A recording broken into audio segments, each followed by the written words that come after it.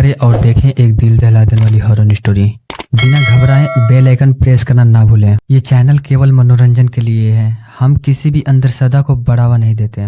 गांव में रात का अंधेरा गहराने लगा था। चारों ओर घना सन्नाटा था, सिर्फ झिंगुरों की आवाज सुनाई दे रही थी। आसमान में आधा चांद था जो काले बादलों से घिरा हुआ था। लोग जल्दी जल्दी अपने घरों में बंद हो गए क्योंकि सब जानते थे कि आज अमावस्या की रात थी। गांव के बाहरी हिस्से में एक पुरानी हवेली थी जिसके बारे में कहा जाता था कि वह एक तांत्रिक भैरवनाथ की थी। 50 साल पहले वह तांत्रिक अचानक गायब हो गया, लेकिन जानने से पहले उसने गांव वालों से चेतावनी दी थी कि मेरे 7वां वचन कभी मत तोड़ना वरना लौट आऊंगा। किसी को नहीं पता था कि वह 7वां वचन क्या था, क्योंकि पहले 6 वचन तो गांव के बुजुर्ग को कभी तोड़े ही नहीं। इस हवेली में हाल ही में शहर से आए एक परिवार ने रहने का फैसला किया। विनोद, उसकी पत्नी रामा और उसका 17 साल का बेटा आदित्य।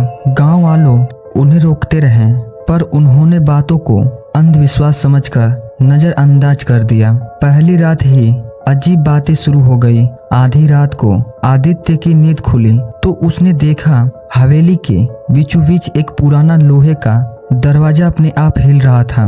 उसकी झिल्ली से लाल रोशनी झलक रही थी। वह डरते डरते पास गया तो लगा जैसे अंदर से कोई मंत्र पढ़ रहा हो, गहरी भारी और सांसों को जकड़ने वाली आवाज। अगले दिन गांव के बुजुर्ग ने रमधारी ने विनोद को बुलाया और कहा कि बेटा, अगर तुझे जान प्यारी है तो उस हवेली के तेरे खाने में मत जाना। वहाँ तांत्रिक ने अपना 7वां वचन बांध रखा है। विनोद ने हंसकर टाल दिया, लेकिन आदित्य के मन में जिज्ञासु बढ़ गई।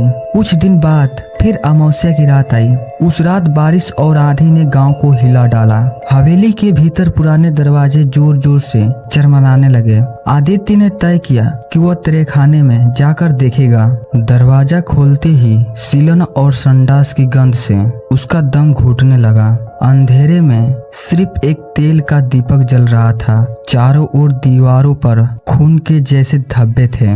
बीच में एक लोहे का पिंजरा रखा था जिसमें सूखी हड्डियां और तांत्रिक का टूटा हुआ खोपड़ी का मुकुट पड़ा था। अचानक दीपक की लौ नीली हो गई और कमरे में तांत्रिक भैरवनाथ की भारी आवाज गूंज उठी। मेरे पहले 6 वचन तोड़ने की हिम्मत किसी में नहीं था, लेकिन 7वां वचन उसे तोड़ने वाला तू है बालक। आदित्य का शरीर शून्य पड़ गया। कोने से एक लंबा काला साया उठा और खड़ा हो गया। उसकी आंखें लाल अंगारों जैसे जल रही थी। शरीर राख से ढका था और उसकी जीभ इतनी लंबी थी कि जमीन को छू रही थी। वह हंसते हुए बोला, 7वां वचन था, मेरे स्थान की पवित्र को भंग मत कर, और तूने मेरे तेरे खाने में कदम रखकर इसे तोड़ दिया है। भैरवनाथ ने अपने नुकीले से नाखून से आदित्य की वहां पर खरोच मारी। खून का पहला कतरा जमीन पर गिरते ही वह तेज की आवाज में मंत्र पढ़ने लगा। चारों ओर हवा इतनी ठंडी हो गई,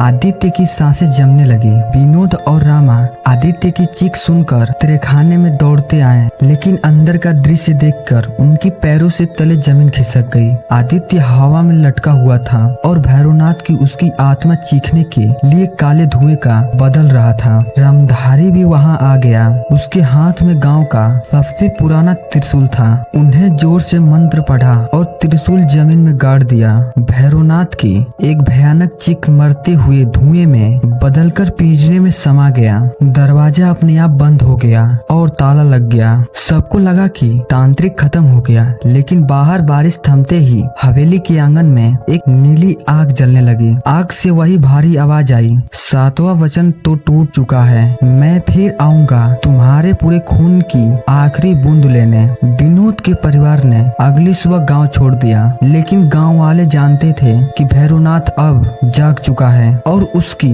अगली अमावस्या के लिए भी आखिरी हो सकती है। अगर आपको हमारी ये कहानी पसंद आई हो तो इसे लाइक और शेयर करना ना भूले साथियों। ऐसे ही कहानी की अपडेट पाने के लिए हमारे चैनल को जरूर सब्सक्राइब कीजिए।